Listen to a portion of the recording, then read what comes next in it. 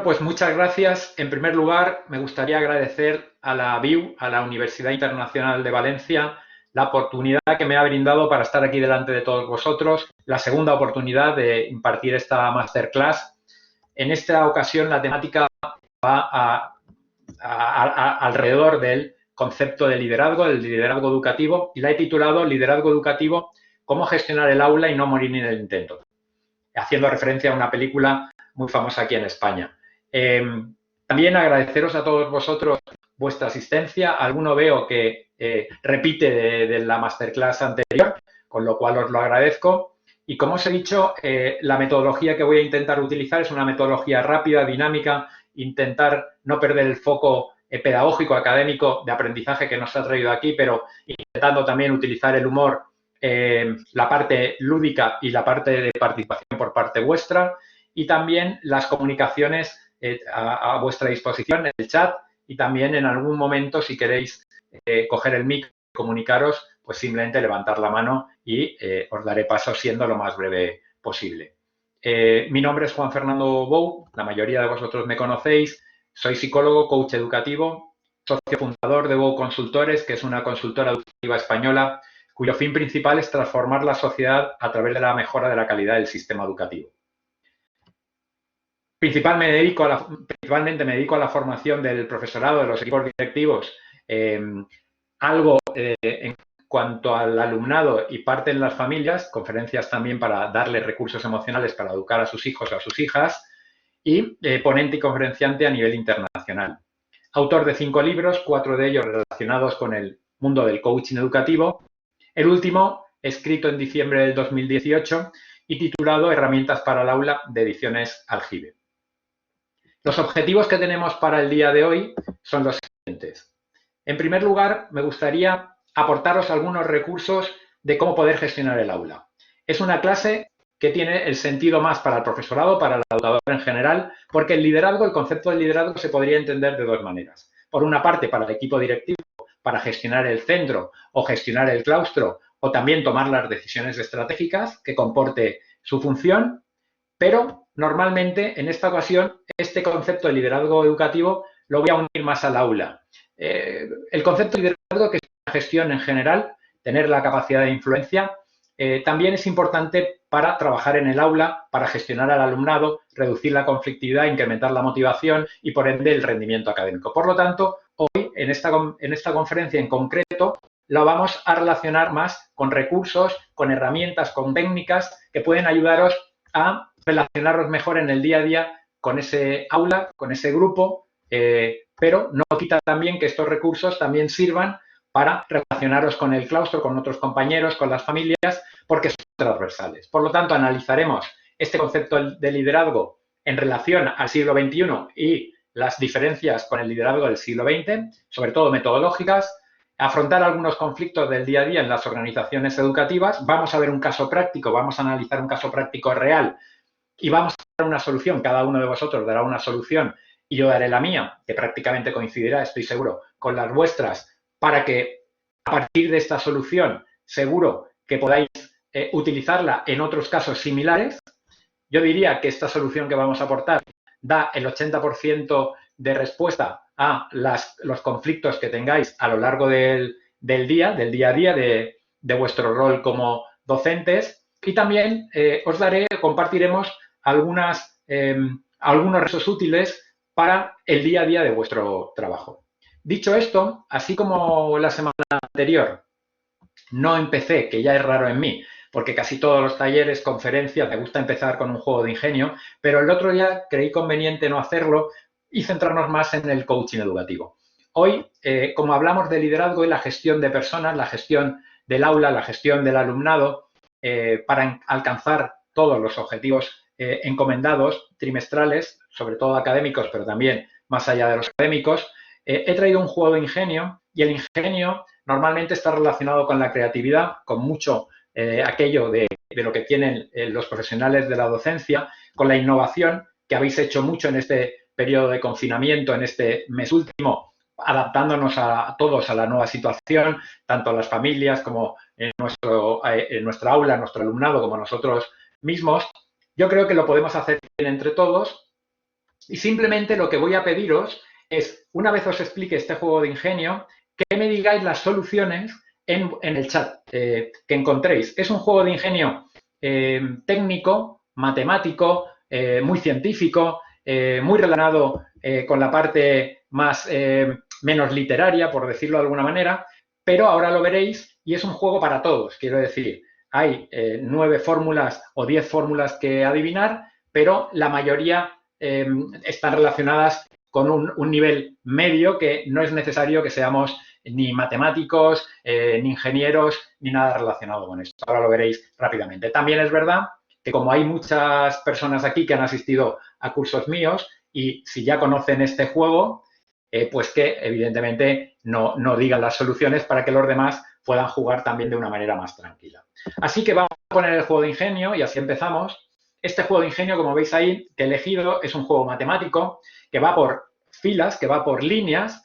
La línea del 0, 0, 0, 0 igual a 6. La línea del 1, o la fila del 1, 1, 1, 1 igual a 6. La del 2, 2, 2, 2 igual a 6. Hasta la del 9, 9, 9, 9 igual a 6. Y lo único que tenéis que hacer es buscar las fórmulas matemáticas adecuadas para que al final, utilizándolas por filas, dé 6.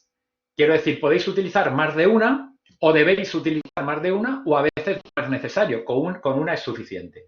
Y os voy a dar una pequeña pista porque no es nada complicado, pero así a primera vista parece complicado. No os vayáis muy lejos buscando las fórmulas matemáticas. Quiero decir, no vayáis a senos, a cosenos, porque principalmente con las básicas podríamos llegar a la solución. Quiero decir, la suma, la multiplicación, la división. Estas y algunas más, pero muy cercanas a nosotros, aquellos incluso como yo, que soy biólogo y que de las matemáticas me quedan bastante alejadas, el 80% de filas las podríamos solucionar. Mientras yo voy hablando, ir poniendo ya soluciones en el chat y a partir de aquí yo también voy comentándolas con los demás. Las únicas dos complicadas, las filas más complicadas son la del 0 y el 1, que ahí sí que ya tienes que ser un experto, tienes que ser alguien muy relacionado con las matemáticas, un profesor de matemáticas de secundaria, de universidad o de ingeniería, alguien relacionado con una formación técnica. Pero las demás, del 2 al 9, realmente no son difíciles. Yo os voy a dar, siempre haciendo mi aportación, esta que es más complicada de todas, como vais a ver ahí a continuación, que es la de la fila del 2. 2 más 2 más 2 igual a 6. Como habéis visto, es la más complicada, en plan irónico, pero yo sé que vosotros vais a ver las soluciones o ver las soluciones ya de hecho. Así que espero que me digáis estas opciones, que concretéis y que adivinéis la fila del 0, la fila del 1, la fila del 3, la fila del 4, la fila del 5, la fila del 6, la fila del 7, la fila del 8 y la fila del 9. No estoy viendo aún ninguna solución. Ana ya me dice una. 3 por 3 menos 3 igual a 6. Perfecto. Ya tenemos una. La del 3 también. Tenemos la del 2 y la del 3. Ánimo, chicos. Os voy a dar 2 minutos. No voy a dar más porque tenemos que ir adelantando conceptos. Pero yo creo que en estos 2 minutos van a ser suficientes. Acordaros que con utilizar la suma, la resta, la multiplicación y la división y algunas raíces, con eso yo creo que podéis resolver del 2 al 9 sin ningún tipo de problema. Facundo nos dice 5 entre 5 más 1, perfecto, igual a 6. Ya tenemos entonces la 2, la 3 y la 5. Parece un mercado persa esto, o un chiringuito, o un mercadillo. ¿Quién nos da la del 4? La del 4 es la suma de las 3 raíces cuadradas, evidentemente. Raíz cuadrada de 4 más raíz cuadrada de 4 más raíz cuadrada de 4, o también, como ha hecho Vanessa, 4 más 4, no, 4 más 4 menos 2, no, Vanessa, porque tienes que utilizar siempre los 3 mismos números, ¿vale? Pero sí que es la de raíz cuadrada de 4 más raíz cuadrada de 4 más raíz cuadrada de 4, con lo cual ya tenemos 2, 3, 4 y 5. 6 más 6, 6 más 6 menos 6, perfecto, Noelia, genial.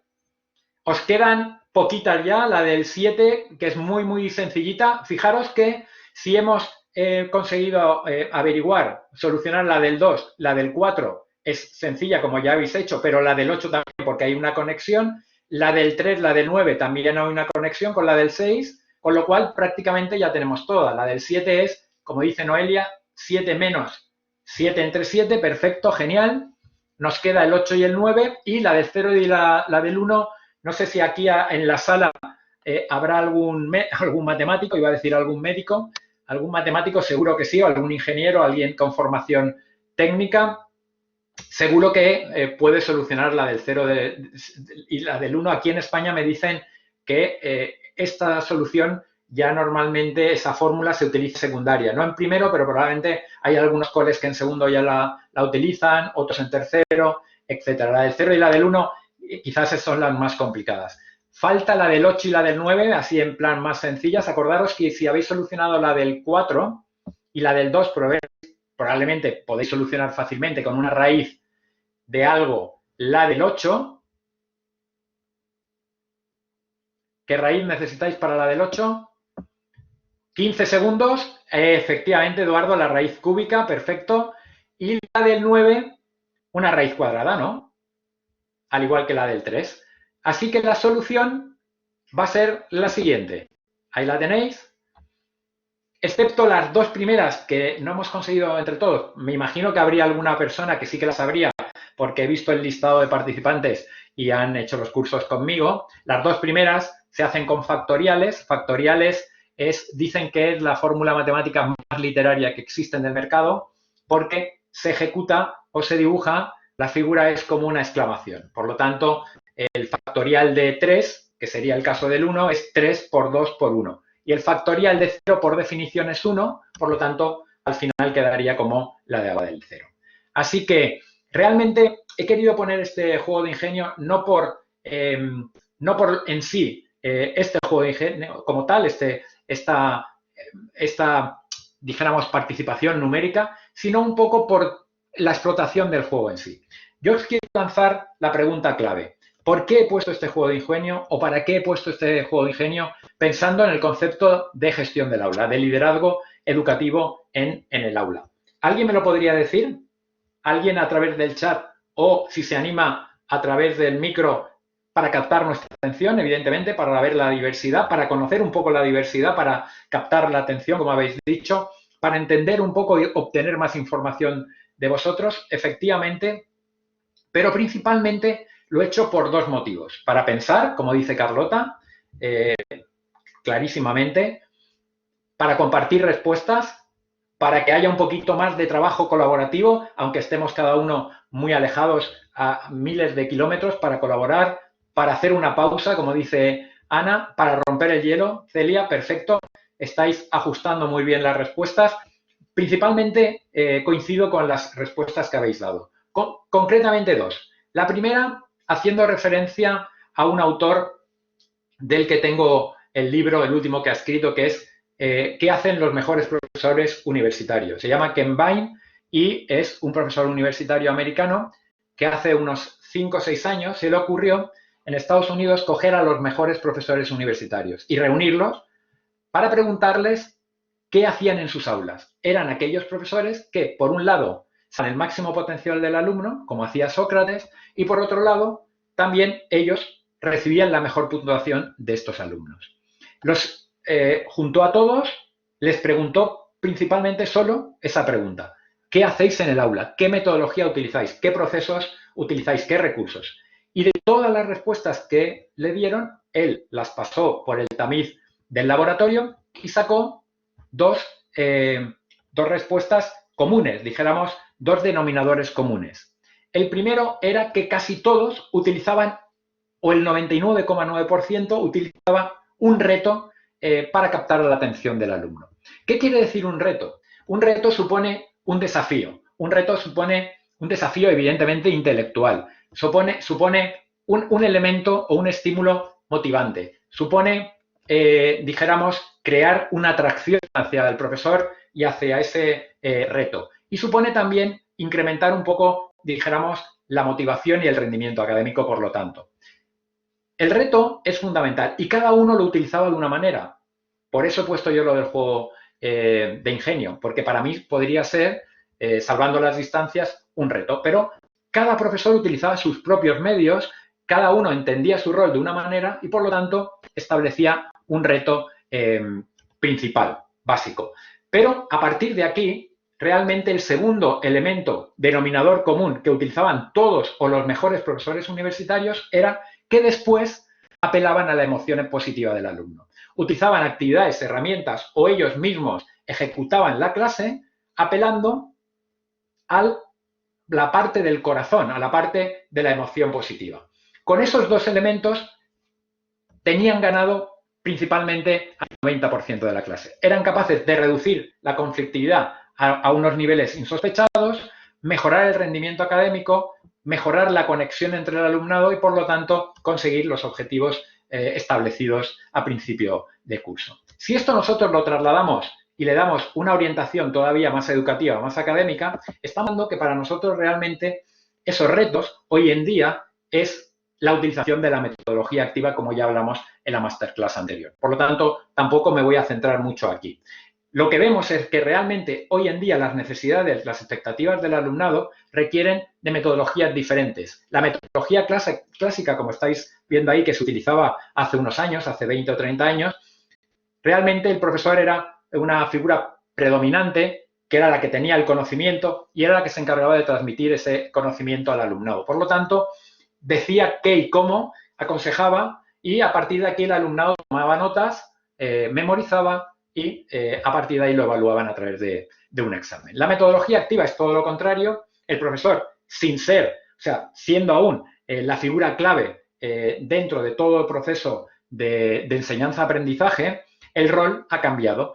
A partir de aquí, realmente a él lo que le interesa es el aprendizaje del alumnado, siendo el protagonismo de este alumno, esos procesos de aprender a aprender, donde la base principal, aparte de las competencias curriculares, que eran la clave de la metodología clásica, aquí también se asocian a otras competencias no curriculares que tienen que ver con el desarrollo y el crecimiento personal del alumnado. Competencias emocionales, competencias comunicativas, competencias de pensamiento crítico, donde el rol del profesor es un rol más de coach. Sugerir, preguntar, acompañar, guiar, dar recursos, establecer metas, hacer que trabajen en equipos, etcétera, etcétera, etcétera. ¿Qué metodología activa? Como dijimos el otro día, cualquiera.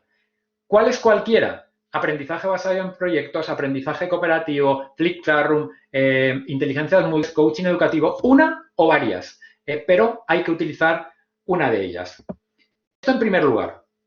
En segundo lugar, el objetivo de un docente del siglo XXI, por lo tanto, al aplicar esas metodologías activas, tienen que ser dos, principalmente. Por una parte, el proceso de aprendizaje, establecer un proceso de aprendizaje claro, que se cree ese proceso de aprendizaje de una manera autónoma e independiente a través de los recursos propios del alumno y del aula y crear insights en estos alumnos. Insight es una palabra psicológica que tiene que ver con mirar hacia adentro. Traducida del inglés al español, esa mirada hacia adentro tiene que ver con el autoanálisis, la toma de conciencia, el ser maduro, el analizar cuáles son las cosas importantes del tema que estamos viendo, qué le pide el profesor, qué puedo compartir con el alumno, qué debo aprender de otros, cuáles son mis fortalezas, cuáles son mis áreas de mejora en esta temática en concreto, de geografía, de historia, de ciencia. Cualquier cosa es importante para que ese alumno se dé cuenta, aparte del feedback del profesor. Y en otro orden de cosas, el profesor también lo que tiene que hacer es que se cumpla esa rueda del aprendizaje de Kolb, pasando de la primera fase del estadio del incompetente inconsciente, del no sé que no sé, esa persona que funciona como una ameba, que ni le preocupa ni se da por aludido aquellas cosas que tiene que aprender, y a través de estos periodos o estos procesos de aprendizaje de insight es capaz al menos de pasar al estadio 2 del incompetente consciente. Al menos se da cuenta de que hay cosas ya que tiene que mejorar, que hay cosas que no está haciendo bien, que tiene que poner un foco en la motivación o en la relación con sus compañeros o mejorar la relación con el alumnado. A partir de ahí, yo creo que este paso de la fase 1 a la fase 2 en el proceso de aprendizaje es el clave, porque es una manera como de activarlo, de ver la luz. Una vez ya estamos aquí, probablemente todo el proceso sea mucho más sencillo en el sentido de que el paso 2 al 3, a esa competencia consciencia, lo único que le falta sería ponerse o establecer, ponerse, digamos, los guantes, poner las manos en la en la masa, ¿no? Ponerse manos a la obra, trazar un plan de acción, empezar a practicar y a partir de ahí coger los mimbres de ese estudio, de esa competencia curricular que están dando en el aula, para acabar con esa competencia inconsciente, esa automatización del aprendizaje que viene tras una práctica acentuada. Práctica, más práctica, por lo tanto, experiencia. Para volver de nuevo, el aprendizaje de Kolb es un aprendizaje continuo, volvemos de nuevo al inicio y a partir de ahí es el profesor el que guía ese proceso de aprendizaje, el que va pasando las fases, el que le ayuda a unos a otros. La diversidad está en que hay alumnos que están en la primera fase, que son, dijéramos, incompetentes, inconscientes, y otros alumnos que ya están en la cuarta fase en determinadas materias. Por lo tanto, la dificultad viene con esto. Esa diversidad la tiene que gestionar muy bien el profesor, haciendo trabajar probablemente en grupos heterogéneos que unos puedan aprender de los otros sin excesiva participación por parte del profesorado. Y el segundo motivo clave en este docente del siglo XXI es la manera que tiene de ver la realidad, de interpretar la realidad. Ahí veis una piedra preciosa que por lo que puede suponer en cuanto a la interpretación del dibujo, tiene que ver con eso que estáis viendo ahí, con que es muy brillante, ¿no? Como la mayoría de nuestros alumnos, o al menos si no lo son, tienen una semilla que puede serlo, que también desprenden mucha luz y muchos de ellos también lo hacen, aunque otros no tanto, y tenemos que sacarle esa luz que algunos no desprenden, que tienen un talento que espera ser revelado, como decía Sócrates, y que muchos de ellos no llegan nunca a revelarlo porque o bien no han puesto toda la carne del asador, o bien el profesor no ha podido darle la vuelta a esa situación complicada. Pero lo importante que queremos destacar aquí, aparte de todo esto, es que también esa piedra preciosa, ese diamante, tiene varias caras, que es a mí lo que me preocupa, porque para mí se identifica con la sociedad en la que vivimos. Y más hoy que nunca el determinarlo. No es una sociedad poliédrica, es un entorno poliédrico, las situaciones sociales son poliédricas, las situaciones familiares, las situaciones en el aula, la complejidad de la materia. Dijéramos, tenemos que entender que estamos en un mundo difícil, globalizado, y es importante determinar todo aquello que nos pasa en el lugar en el que vivimos, interpretarlo de distintas maneras o incluso saber interpretarlo de todas las maneras posibles. Cuanto más interpretación tienes de una misma situación, más desarrollado estás como persona y como profesional y, por lo tanto, más accedes a los niveles altos de madurez e independencia. Por lo tanto, tenemos que intentar abrirles portadas, ventanales o puertas al mundo. Eso sí que tenemos que hacerlo nosotros como profesores del siglo XXI para que ellos sean capaces de tomar las decisiones adecuadas, sean capaces de aprender, de empezar a aprender a mirar la realidad desde otros puntos de vista para que su comportamiento, su conducta, su actitud genere resultados más apropiados, no solo en el aula, sino también, que es lo que muchas veces nos interesa, sobre todo a los que somos formadores de formadores, que obtengan resultados más allá de las competencias curriculares.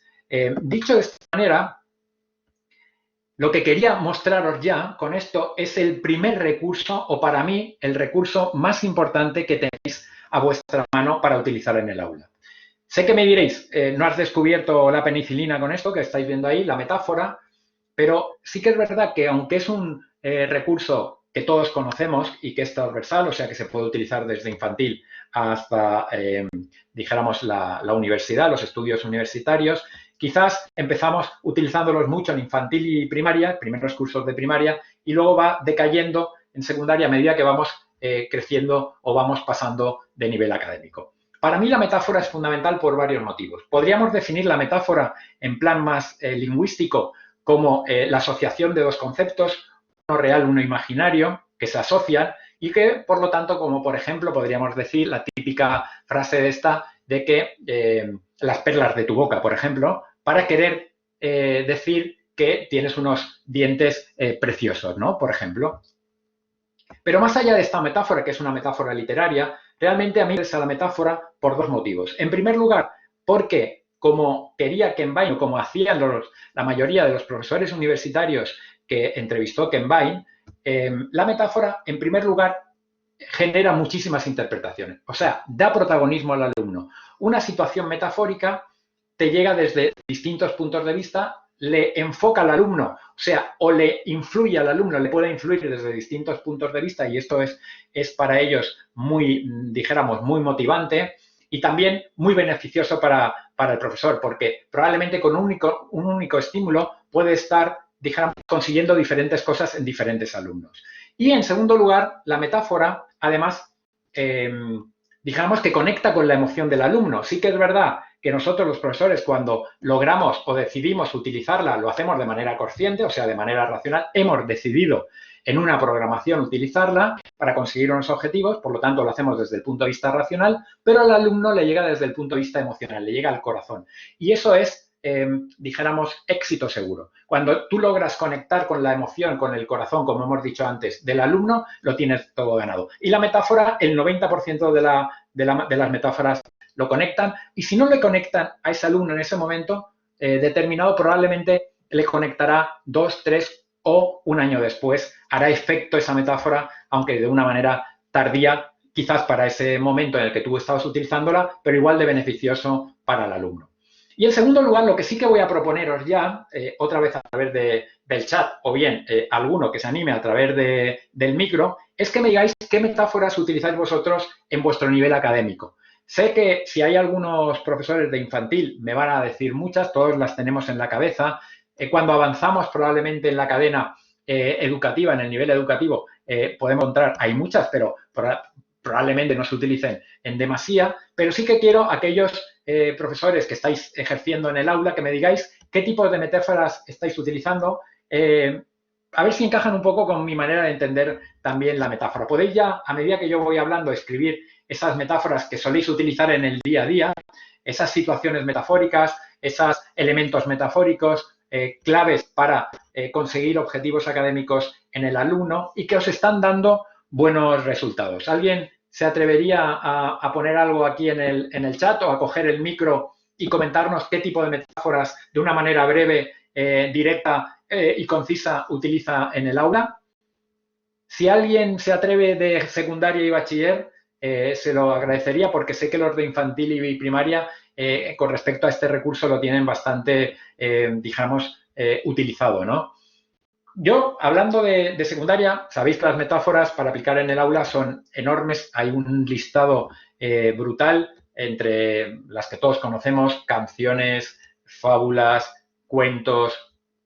Si tiramos mano de aquellas que se pueden utilizar en secundaria y en bachiller, Ana me dice que utiliza mucho los proverbios y me parecen los proverbios al final que tienen mucho sentido. Alfredo, ¿querías comentar algo sobre el tema de metáforas? ¿Alfredo?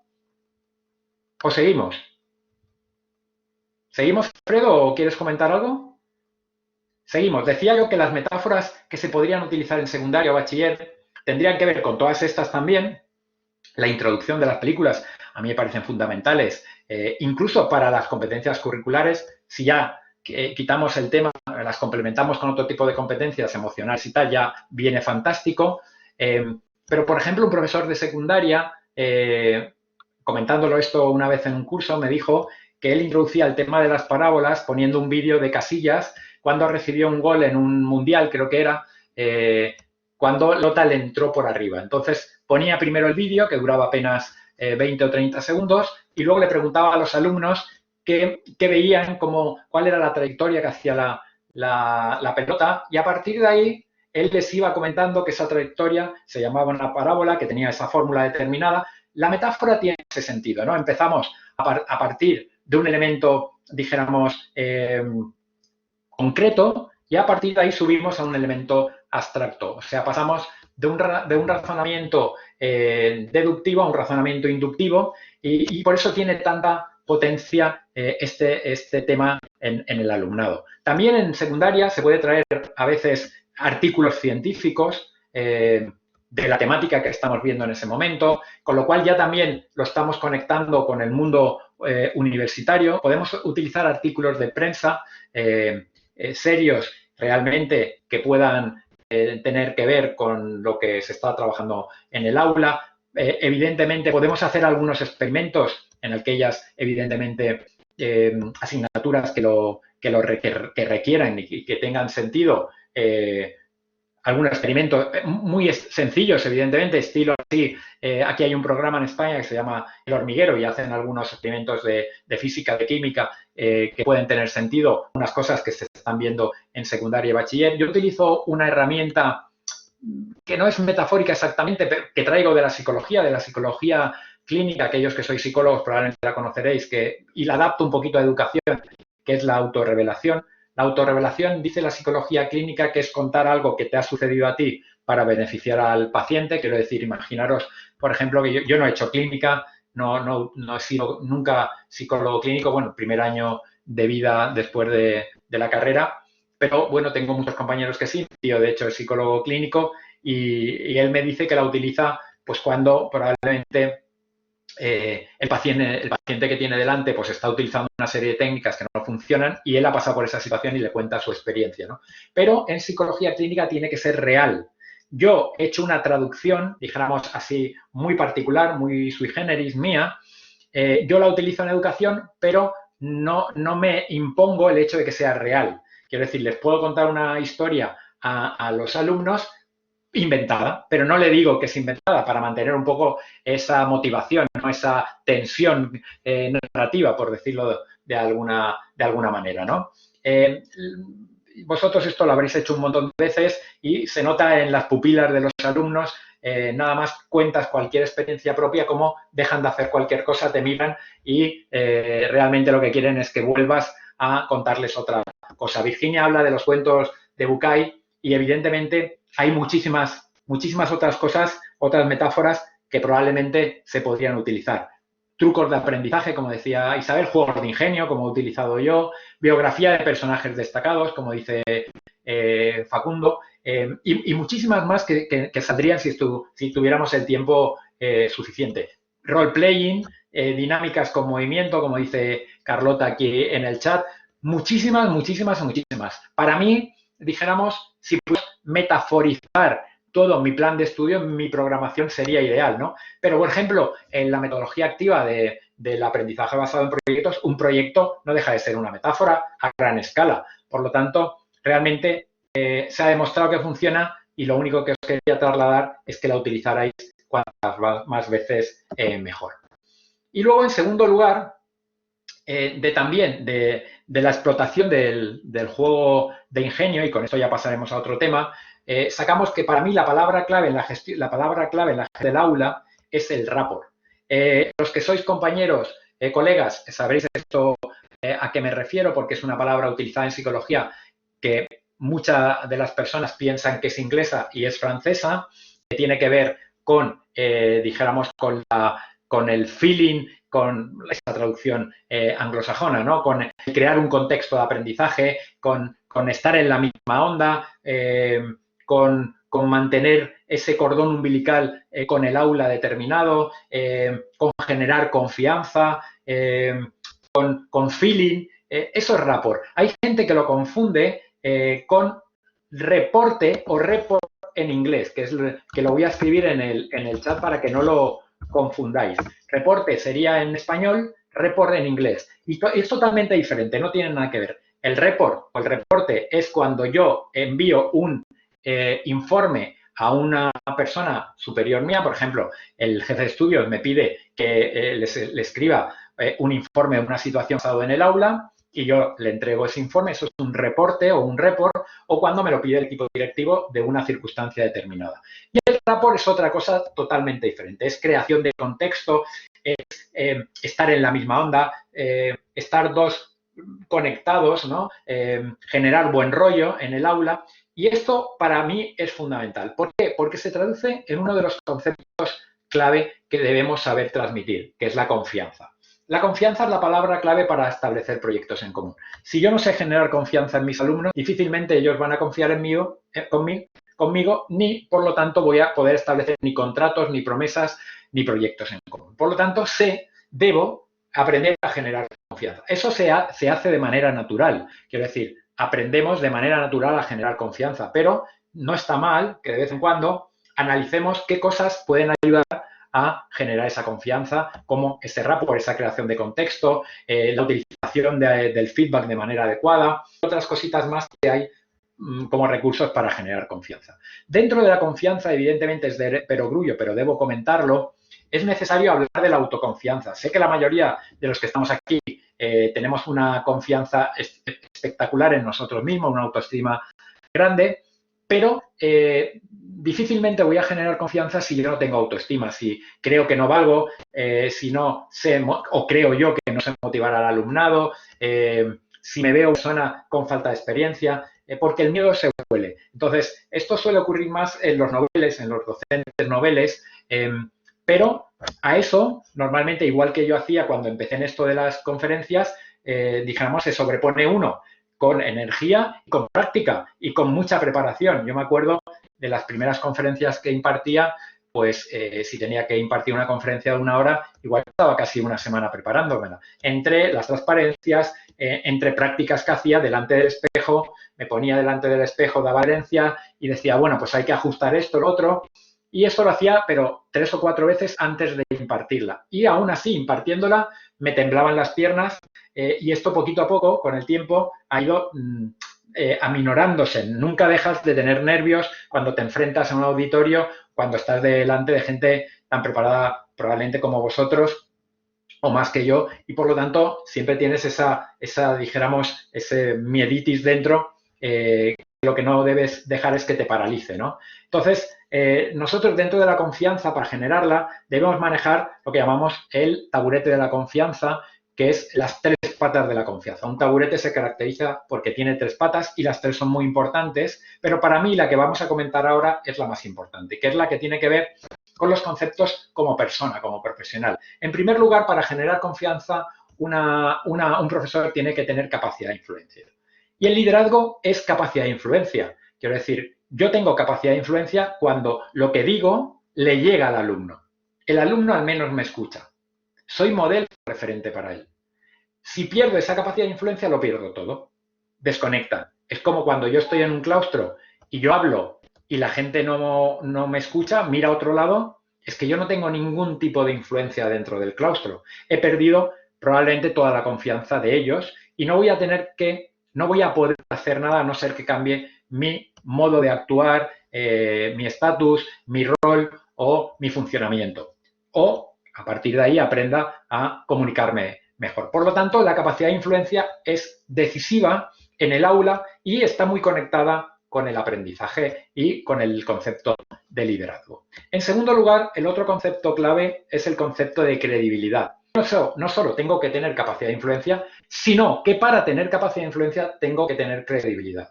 Tengo que generar credibilidad. Y la credibilidad se genera cuando las opiniones que yo vierto en el aula, que son muchas, son válidas para mis alumnos y la mayoría de ellas las tengo fundamentadas. ¿Qué quiere decir fundamentadas?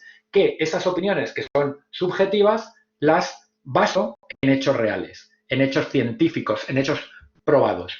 Pero uno tiene capacidad de influencia y genera credibilidad, incluso debe hacerlo cuando, hablando de opiniones o juicios que son subjetivas, las personas me escuchan. No quiere decir que el alumnado tenga que decir a todo que sí. Puede que me escuche, por lo tanto, yo le genero confianza y soy un modelo referente o referente para él, pero puede que no esté de acuerdo conmigo. Y eso también es madurez y autonomía y yo debo fomentarlo en el aula. No tiene nada que ver. Puedo generar confianza, pero también luego puedo generar debate en algunas cosas de las que digo y eso debo permitirlo, que hay algunos de profesionales de la docencia, algunos compañeros que eso también lo ven como algo que le atacan, ¿no?, a su profesional. No, y hay que permitir tener esa vulnerabilidad que nosotros decimos, esa capacidad de ser vulnerables, de entender que no todos lo sabemos, que hay alumnos que en determinadas actividades incluso pueden saber más que nosotros y dejarnos también guiar y aprender de ellos, ¿no? Por lo tanto, estos dos conceptos de capacidad de influencia y credibilidad son fundamentales y se llegan a ellas también a través de la coherencia, que ya hablamos el otro día lo que era, hacer aquello que hemos dicho que voy a hacer y esto en el aula es fundamental porque si no te tachan enseguida, y luego la sinceridad. La sinceridad no quiere decir que yo tenga que decir todo lo que se me pasa por la cabeza, porque ahí llegaría a ser un sincericida, que esa palabra ya muchos de vosotros la conocéis, que es la suma de 3 palabras. la sinceridad, el suicidio y el homicidio. Utilizando o enarbolando muchas veces la banderola de la verdad, yo quiero ser y decir la verdad, caiga quien caiga y pese a quien le pese, y las 24 horas del día me estoy cargando a gente, voy dejando cadáveres a mi paso y uno de ellos probablemente al final pueda ser yo. Por lo tanto, ¿hay que decir la verdad? Sí, pero probablemente no toda la verdad, sino que hay que permitirse determinar en qué entorno estás, en qué contexto, qué personas tienes delante y a partir de ahí actuar, ¿vale? Por lo tanto, esto es muy importante en cuanto a la primera pata. La segunda pata tiene que ver sobre todo con la competencia técnica, el dominio de la asignatura, el dominio del entorno educativo académico, tareas más administrativas, programación, temas más jurídicos, etcétera, etcétera, etcétera. La experiencia, el expertise que llamamos nosotros, y el dominio de una serie de competencias clave, ¿no? Comunicación, capacidad de percepción, etcétera. Y la última pata de la confianza tiene que ver con la fiabilidad. La fiabilidad es un concepto que viene de la ingeniería de procesos, de la ingeniería mecánica de los productos, y decimos que un producto, por ejemplo, una lavadora o el motor de un coche es fiable cuando no se estropea nunca. Esto trasladado al mundo de las personas, al mundo de los profesionales como nosotros, una persona será fiable cuando hoy es un buen profesional, pero mañana no deja de serlo. Esto te lleva a la actualización. En el mundo del servicio a los demás, como en la educación, al igual que la medicina, nosotros tenemos que estar constantemente leyendo, actualizándonos, mirando nuevos métodos de enseñanza, nuevos recursos digitales, y esto no va a acabar nunca. Por lo tanto, tenemos que estar hoy siendo competentes, pero mañana también dentro de un año y dentro de 5 años. Y así generaremos confianza. Y para cambiar un poco de tema con respecto a lo que hemos visto del juego de ingenio, vamos a hacer un pequeño resumen de algunas de las cosas que hemos dicho, pero para que las tengáis todas en una transparencia de lo que debería ser el rol del profe del siglo XXI. En principio, establecer una visión compartida, que es lo que quiere decir a principio de año, transmitir al aula cuáles son, cómo eres, qué quieres de ellos, cómo evalúas, cuáles son los objetivos académicos para ese año, cuál es tu materia, cómo la vas a trabajar, que te conozcan si no te conocen ya de otros años, y a partir de ahí también dejarles participar. Por eso es una visión compartida y que ellos también puedan aportar al funcionamiento del aula, a la normativa del aula, a las normas, a la elección de la persona encargada del aula, no sé, que sea algo, dijéramos, como si fuera un claustro de profes, pero un claustro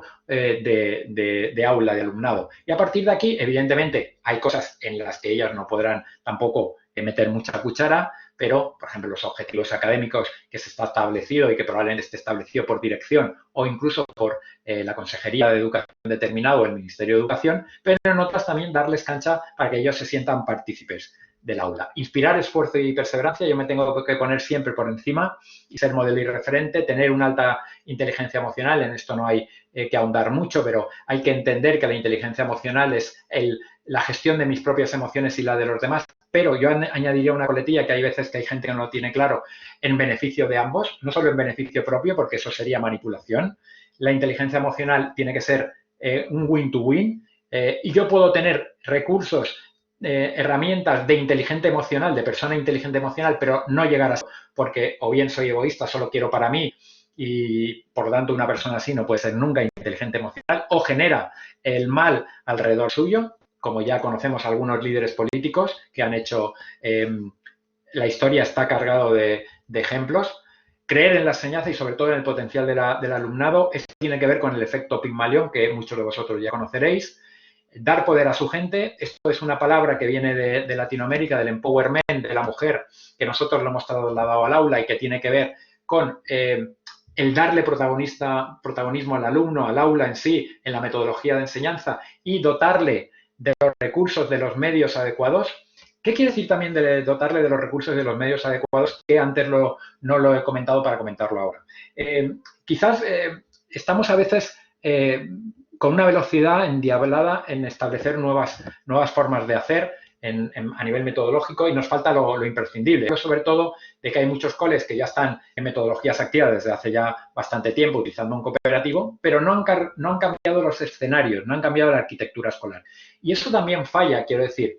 Muchas veces tiene que ser todo al unísono, todo es complementario. Yo no puedo establecer una metodología activa nueva del siglo XXI que requiere unas maneras de funcionamiento diferente en un entorno del siglo XX, porque al final me va a chirriar de alguna manera. Por lo tanto, tengo que darle también a los alumnos, si yo les voy a pedir, tengo que darles también los recursos que necesiten para poder sacar el máximo potencial de ellos. Y la arquitectura escolar, que también ya hay coles que se están poniendo las pilas en estos, hacer unas aulas que llamo yo más Google, entre comillas, donde permitan espacios diferentes, donde permitan trabajo en equipo, donde permitan probablemente contacto con otros niveles académicos, donde permitan también exposiciones en vivo y en directo, no sé, comentarios entre ellos o cualquier tipo de exposición en público. Y yo creo que eso es fundamental y quizás está a remolque de la aplicación de la metodología, pero desde aquí quiero yo no soy especialista en arquitectura escolar, pero creo que también es muy importante que vaya al unísono, ¿no? Y luego considerar la enseñanza como vocacional, que tampoco hay que decir mucho más, ¿no?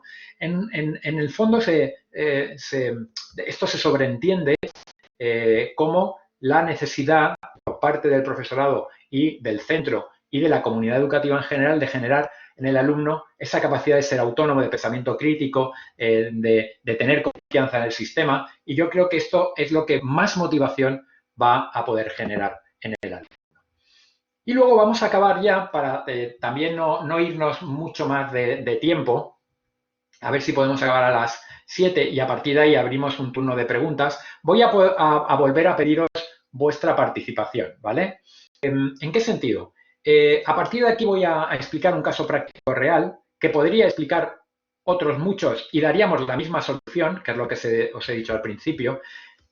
La parcela que quiero comentar ahora es daros algunas herramientas para la gestión de conflictos transversales. ¿Qué quiero decir con esto? Que probablemente con los mismos recursos, las mismas herramientas, voy a poder solucionar diversos y diferentes conflictos. Voy a poner un ejemplo para que nos centremos en ese caso. A partir de ahí os daré un par de minutos para que elaboréis vuestra solución, que os voy a pedir como si fuera un recetario, una receta de cocina con los distintos ingredientes. Voy a pediros qué hacéis en primer lugar, qué hacéis en segundo lugar, qué hacéis en tercer lugar, qué hacéis en cuarto lugar, qué hacéis en quinto, en sexto, etcétera. Cómo solucionáis ese tema, tanto si lo habéis vivido como si no lo habéis vivido, qué haríais en esa situación, ¿vale? Es un caso real que supone, por ejemplo, un centro determinado donde un profesor tranquilamente o una profesora va camino de una reunión por el pasillo, dirección hacia esa reunión, pero tiene que pasar por el claustro, dijéramos por el hall, donde está la entrada al colegio, y cuando está en el hall, que tendría que ir a secretaría a firmar una documentación, de repente, por la espalda, le asalta un padre o una madre, lo coge del hombro, lo gira, le da la vuelta, lo encara hacia ella y empieza en voz muy alta a faltarle respeto, a decirle, dijéramos, improperios, cosas subidas de tono.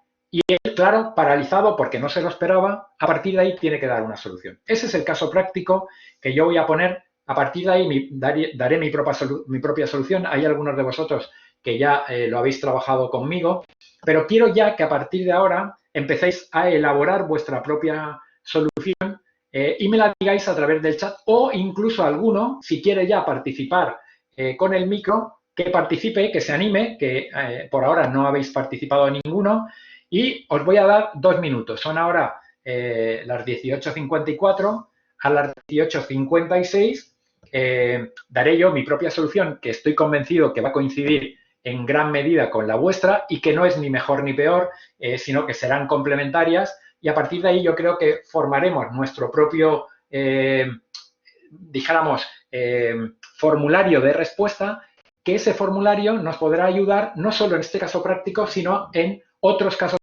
que no sean solo entre el profesor y la familia, sino también entre profesor y profesor o profesor y el alumno y alumno, o la dirección y el claustro o la dirección y una familia, etcétera. Así que a partir de ahí os quedan minuto y medio para dar alguna solución.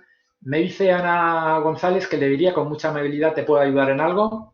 Bueno, está muy bien, Ana, es verdad. Si es una manera muy diplomática y, dijéramos, muy a su vez asertiva también y muy de contacto, muy empática de trabajar con un conflicto. Me recuerda mucho a lo que hacen ahora los de marketing digital, ¿no? Cuando tú vas a pedir, a solicitar presupuestos que estoy pidiendo últimamente y siempre te dicen, bueno, ¿y yo en qué te puedo ayudar? Digo, no, pero si yo vengo aquí a que me ayudes tú a mí, ¿no?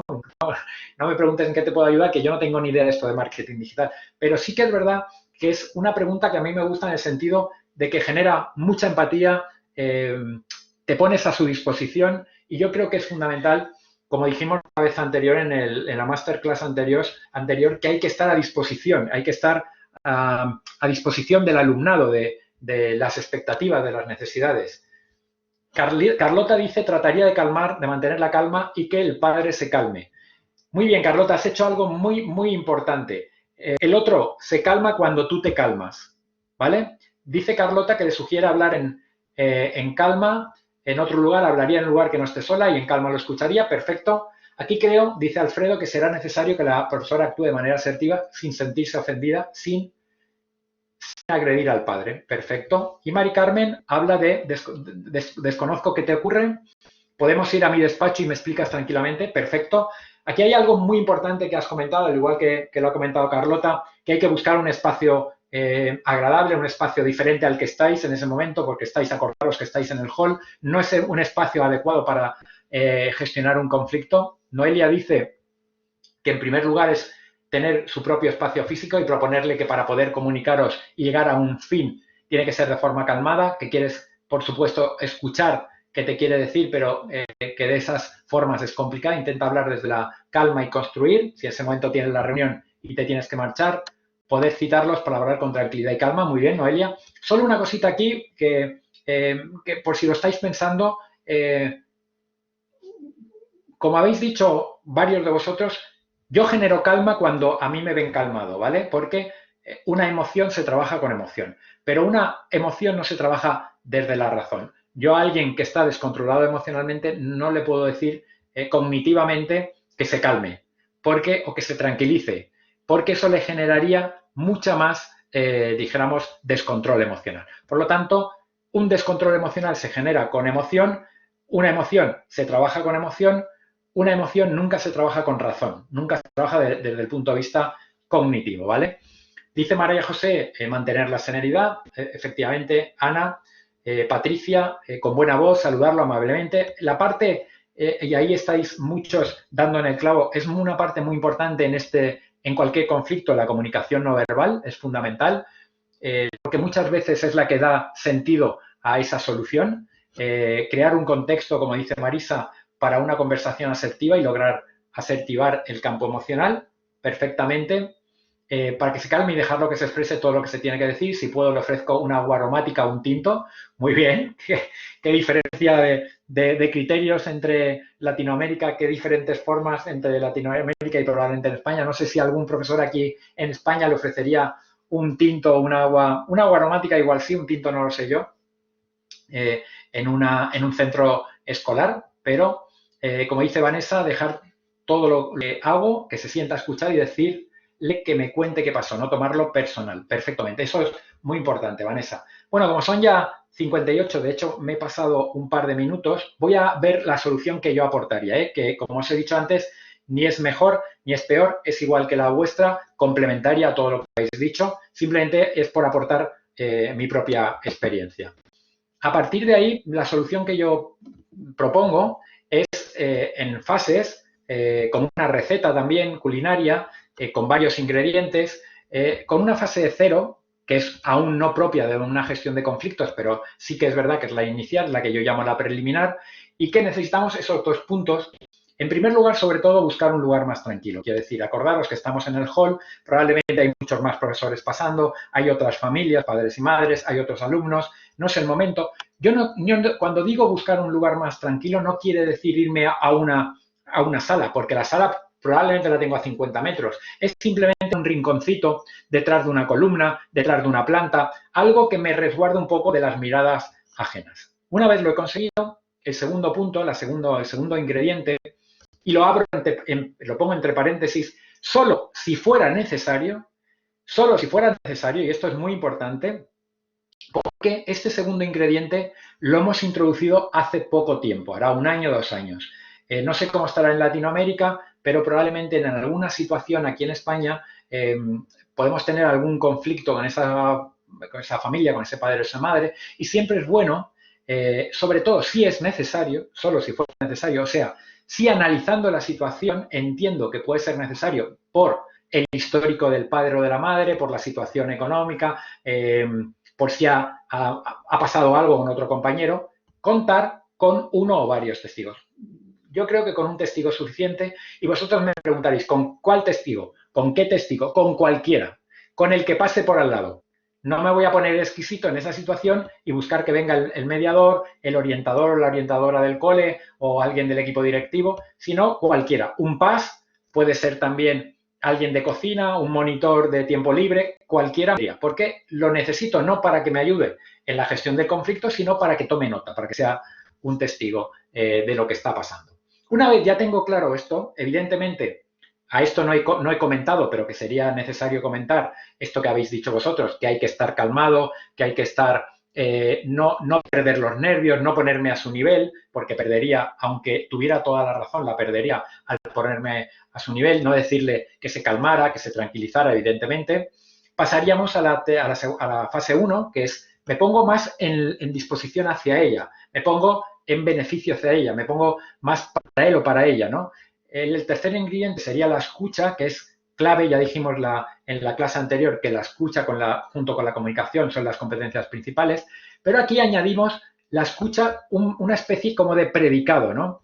Escucha con distancia emocional. ¿Qué quiere decir escuchar con distancia emocional? Escuchar con distancia emocional quiere decir que me están diciendo más que a un perro, perdonadme la expresión, pero a mí no me afecta.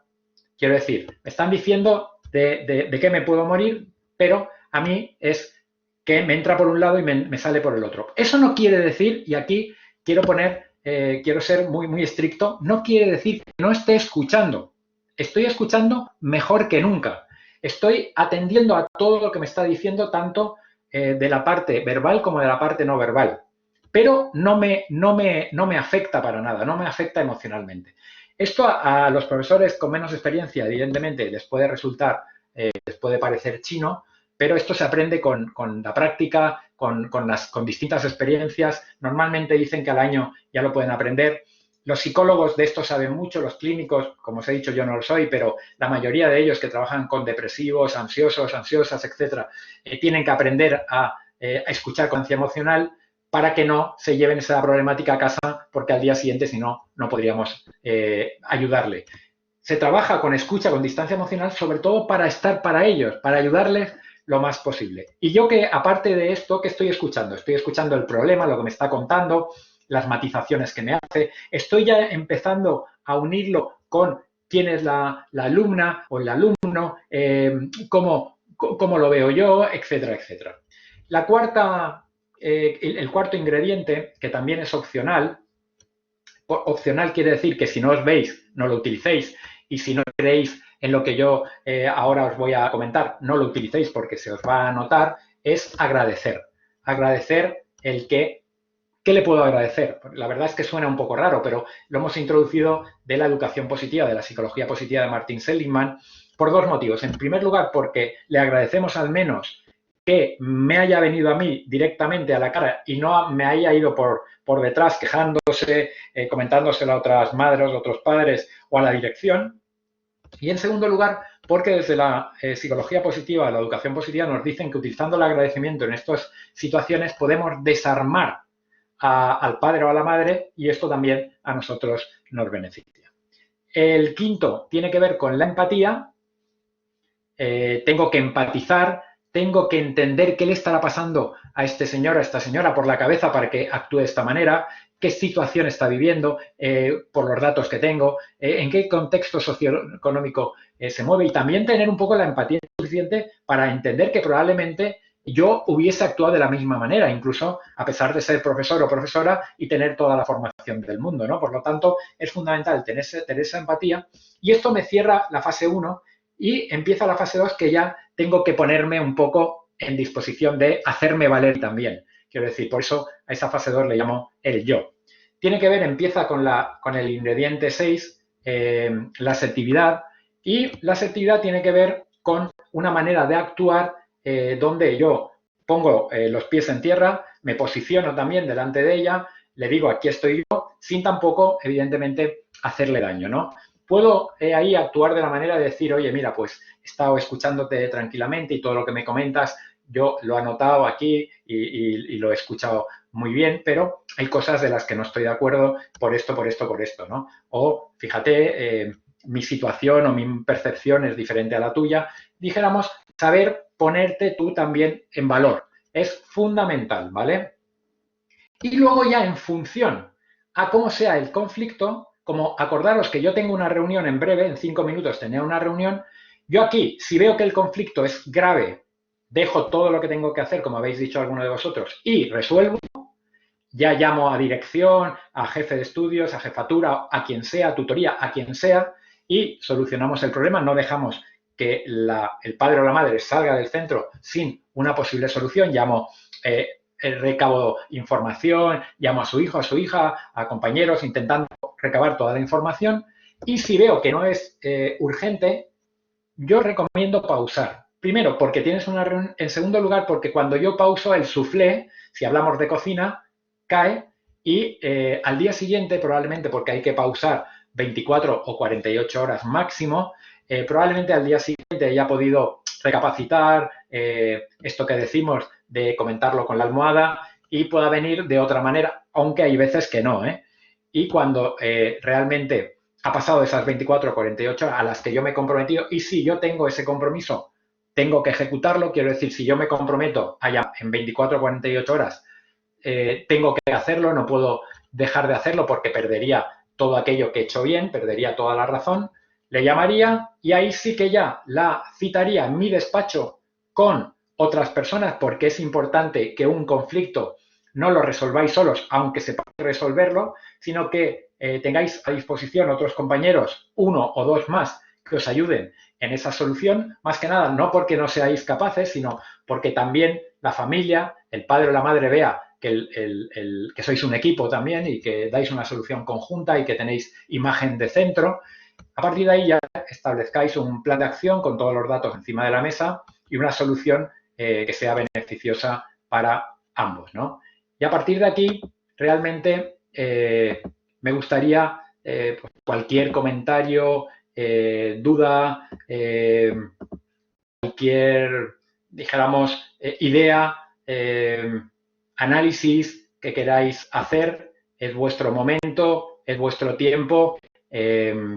Tenemos, si queréis, aún unos 6 o 7 minutos para encontrar sentido a la charla, aportar cosas que estéis queriendo aportar o incluso contar alguna experiencia que puede venir bien a los compañeros.